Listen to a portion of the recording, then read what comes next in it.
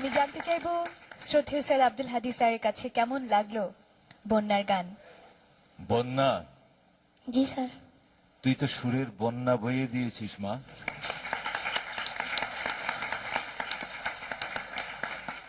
আমাদেরকে তো তুই মুগ্ধ করে দিলি আজকে। Thank you sir. দুইটি কারণে গেয়েছিস, তো অসাধারণ গেয়েছিস।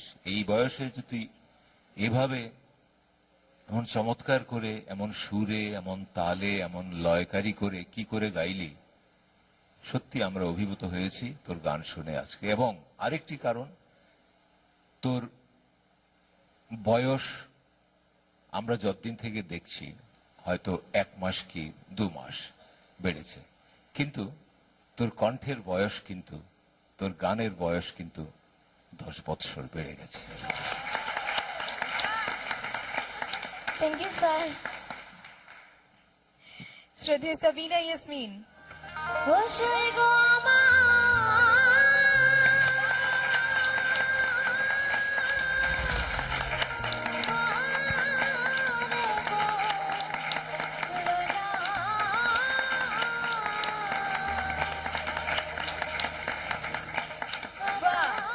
বন্যা, স্ট্যান্ডিং ওভেশন। এখনো আরেকজন বিচারকের কাছ থেকে কিন্তু কথা শোনা বাকি আছে। আমরা জানতে চাইবো শ্রদ্ধেয় কুমার বিশ্বজিতের কাছে।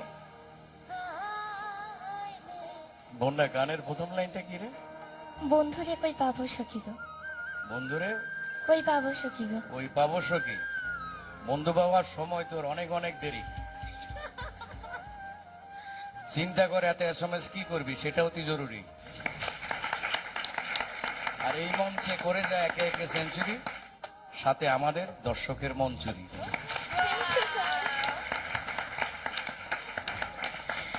দর্শকের মন চুরি করতে SMS চাইতে হবে, তবে তার আগে তোমার মা এসেছেন, ভাই এসেছেন, তাদের সাথে চলো একটু কথা বলে আসি।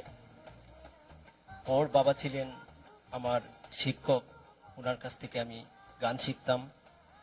ওরা 5 বোন, ওদের কোনো ভাই নাই। সেই হিসাবে সে আমাকে ধর্মের ভাই বলেই জানে। বন্যা এমন একটি ফ্যামিলির মেয়ে, পরিবারের মেয়ে, যেখানে ওরা 5 বোনের সংসার, কোনো ভাই নাই। ওর বাবাও আজ 1 বছর বেঁচে নাই। বন্যা গান করেই আজ থেকে 10 বছর আগ থেকে ওর ফ্যামিলিটা চালায়। যে বয়সে বন্যার হাতে কাগজ কলম এবং খেলাধুলার সামগ্রী থাকার কথা, সেই বয়স থেকে বন্যা হারমোনিয়াম নিয়ে গ্রামে গ্রামে গিয়ে জলসায়, পূজা মণ্ডপে গান গেয়ে তার ফ্যামিলি চালায়। বসই গো আমার